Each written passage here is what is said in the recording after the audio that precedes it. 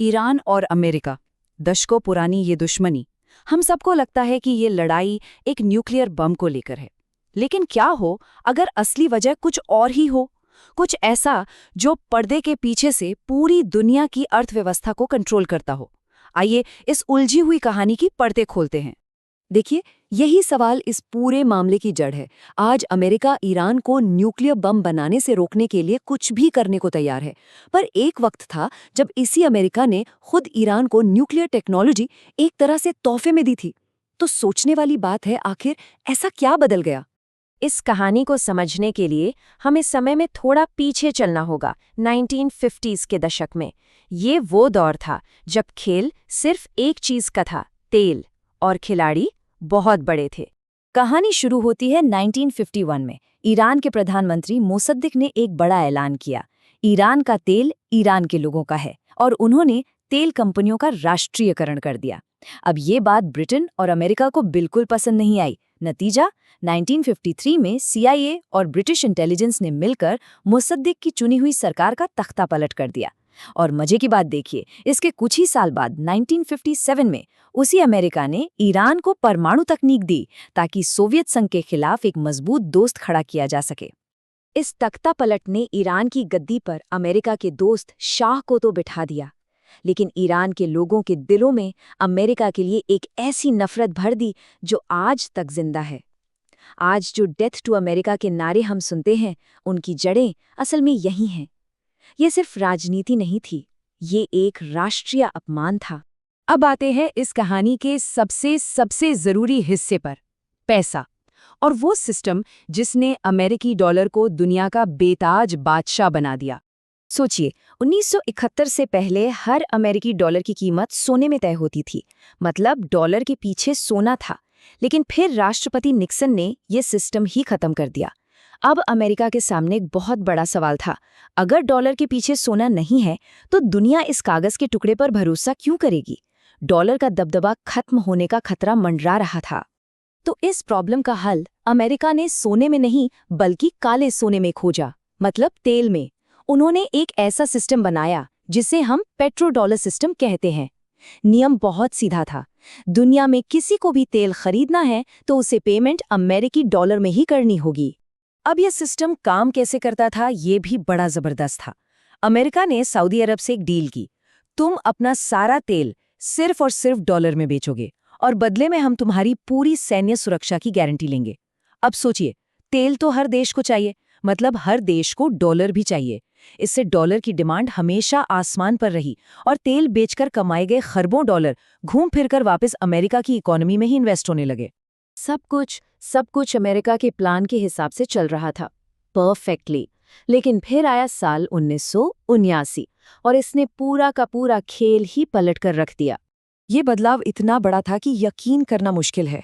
1979 से पहले Iran middle east में अमेरिका का सबसे पक्का साथी था और 1979 के बाद वो उसका सबसे बड़ा दुश्मन बन गया।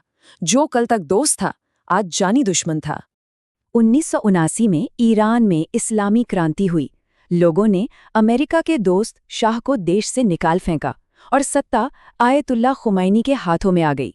अमेरिका के लिए ये सिर्फ एक सरकार का बदलना नहीं था, ये मिडिल ईस्ट में उसकी पूरी की पूरी स्ट्रैटेजी का ढह जाना था।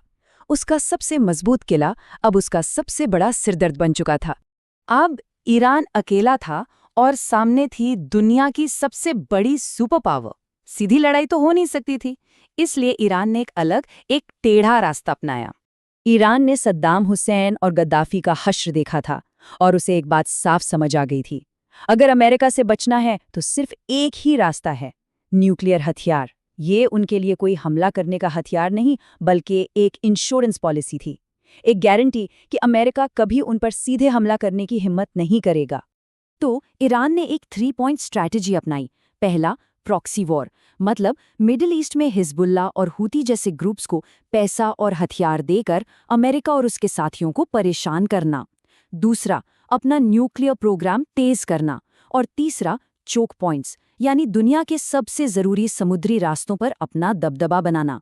20%, सुनने में ये नंबर शायद ज्यादा ना लगे, पर पूरी दुनिया का 20% कच्चा तेल सिर्फ एक पतली सी समुद्री पट्टी से होकर गुजरता है, जिसका नाम है स्ट्रेट ऑफ हॉर्मुज़। और इस रास्ते के एक तरफ कौन है? ईरान।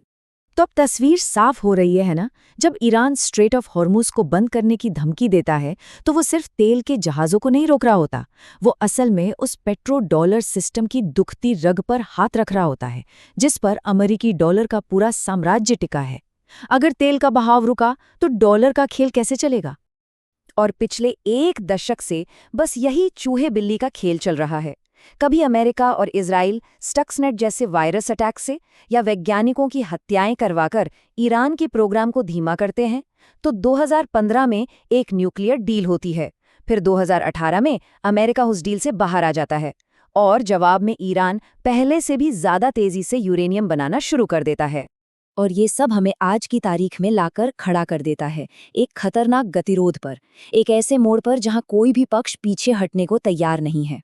तो सवाल उठता है कि अमेरिका सीधे ईरान पर हमला क्यों नहीं कर देता? भई, बात इतनी आसान नहीं है। ईरान का पहाड़ी इलाका अपने आप में एक प्राकृतिक किला है। देश इतना बड़ा है कि छोटे-मोटे हमलों को आसानी से झेल सकता है। और सबसे बड़ी बात, उसके आसपास जितने भी अमेरिकी सहयोगी देश हैं, वो सब ईरान के सस्ते ड्रोन्स और मिसाइलों के रेंज में हैं। तो नतीजा क्या है? एक खतरनाक सन्नाटा। अमेरिका के लगाए प्रतिबंधों और हमलों से ईरान का न्यूक्लियर प्रोग्राम रुका तो नहीं, और एक पूरी जंग का खतरा कोई भी मोल लेना नहीं चाहता। दोनों ही पक्ष एक ऐसी पतली रस्सी पर चल रहे हैं जहां से आगे बढ़ना भी खतरनाक है और पीछे हटना भी नामुमकिन। तो घूम फिर कर सवाल वहीं आ जाता है, क्या ये लड़ाई सच में सिर्फ एक न्यूक्लियर बम की है, या फिर ये उस डॉलर के भविष्य की लड़ाई है जिसने आधी सदी से भी ज्यादा वक्त से अमेरिका को दुनिया की सबसे बड़ी ताकत बनाए रखा है? इसका जवाब शायद हमें इतिहास में ही मिलेगा।